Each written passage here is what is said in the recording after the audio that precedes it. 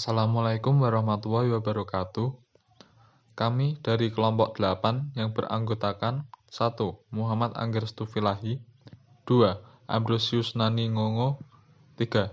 Rianto, 4. Melinda Faradika Saputri, 5. Diva Angelina, 6. Dwi Widianti, dan 7. Salits Indah Fitriana akan mempresentasikan tentang manajemen stres. Pengertian stres, stresor, dan manajemen stres. Stres merupakan bagian yang tidak dapat dipisahkan dari kehidupan manusia. Pengertian lain dari stres yaitu rangsangan yang menegangkan psikologis dari suatu organisme, tekanan-tekanan fisik, dan psikologis yang menekan organ tubuh.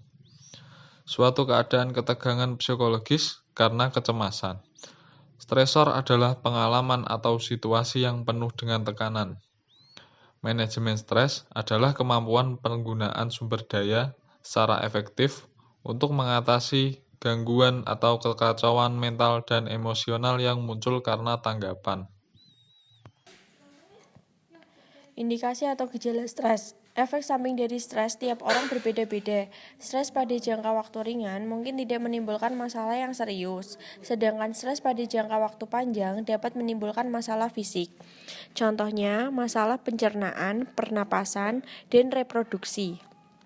Oleh karena itu, penderita stres berkepanjangan harus segera ditangani untuk mencegah masalah lain pada tubuh penderita.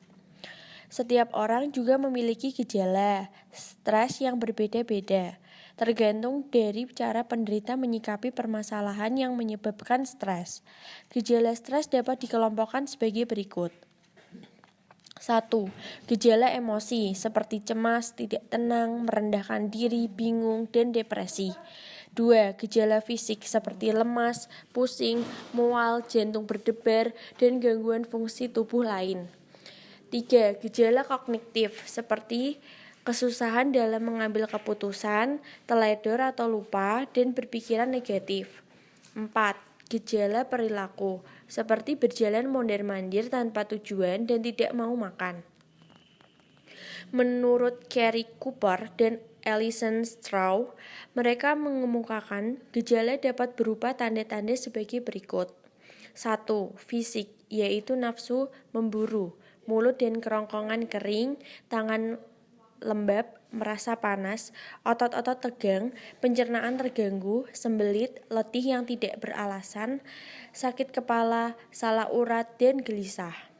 2. Perilaku, yaitu perasaan bingung, cemas, dan sedih, jengkel, salah paham, tidak berdaya, tidak mampu berbuat apa-apa, gelisah, gagal, tidak menarik, kehilangan semangat, sulit konsentrasi, sulit berpikir jernih, sulit membuat keputusan, hingga hilangnya kreativitas, hilangnya gairah dalam penampilan, dan hilangnya minat terhadap orang lain.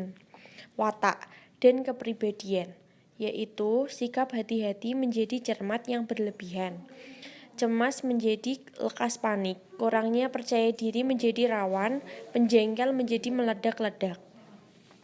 Menurut Braham, gejala stres dapat berupa tanda-tanda berikut ini. 1. Fisik, yaitu sulit tidur atau tidur tidak teratur.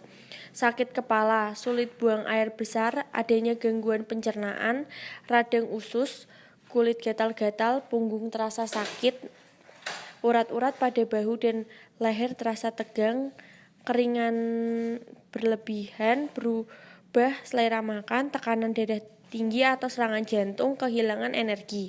2. Emosional, yaitu marah-marah, mudah tersinggung dan terlalu sensitif, gelisah atau cemas, suasana hati mudah berubah-ubah, sedih, mudah menangis dan depresi, gugup, agresif terhadap orang lain, dan mudah bermusuhan, serta mudah menyerang dan kelesuan mental. 3. Intelektual, yaitu mudah lupa, kacau pikirannya, dan ingat menurun, sulit untuk berkonsentrasi, suka melamun berlebihan, pikiran hanya dipenuhi atau satu pikiran saja. 4. Interpersonal, yaitu acuh, dan mendiamkan orang lain, percaya pada orang lain menurun, mudah mengingkari janji pada orang lain, senang mencari kesalahan orang lain, atau menyerang kata-kata, menutup diri secara berlebihan, dan mudah menyalahkan orang lain. Dampak stres terhadap individu. Dampak stres terhadap individu menyangkut berbagai aspek antara lain sebagai berikut. 1. Dampak psikologi. Secara umum, orang yang mengalami stres mengalami sejumlah gangguan fisik seperti masuk angin, mudah pening, kejang otot atau kram, mengalami kegemukan atau menjadi kurus yang tidak dapat dijelaskan, juga bisa menderita penyakit yang lebih serius seperti kardiovaskular, hipertensi, dan seterusnya. Dampak psikologi. Adapun dampak psikologi antara lain: A. Keletihan emosi, jenuh, penghayatan ini merupakan tanda pertama dan memiliki peran serta bagi terjadinya burnout. B. Terjadinya depersonalisasi. Dalam keadaan stres berpanjangan, seiring dengan kewalahan atau keletihan emosi, kita dapat melihat ada kecenderungan yang bersangkutan memperlakukan orang lain sebagai sesuatu ketimbang seseorang. C. Pencapaian pribadi yang bersangkutan menurut, sehingga berkaitan pula menurunnya rasa kepenting dan rasa sukses. G. Dampak perilaku. Dampak perilaku seperti A. Menangkal stres menjadi distres, presentasi belajar menurun, dan sering terjadi tingkah laku yang tidak diterima oleh masyarakat. B. Level stres yang cukup tinggi berdampak negatif yang kemampuan mengingat informasi, mengambil keputusan, mengambil langkah tepat. C. Mahasiswa yang over stres berat, sering banyak membolos atau tidak aktif mengikut kegiatan pembelajaran. Faktor-faktor penyebab stres. Menurut Robbins, terdapat 3 sumber utama yang dapat menyebabkan timbulnya stres, yaitu 1. Faktor lingkungan, 2. Faktor organisasional, 3. Faktor personal.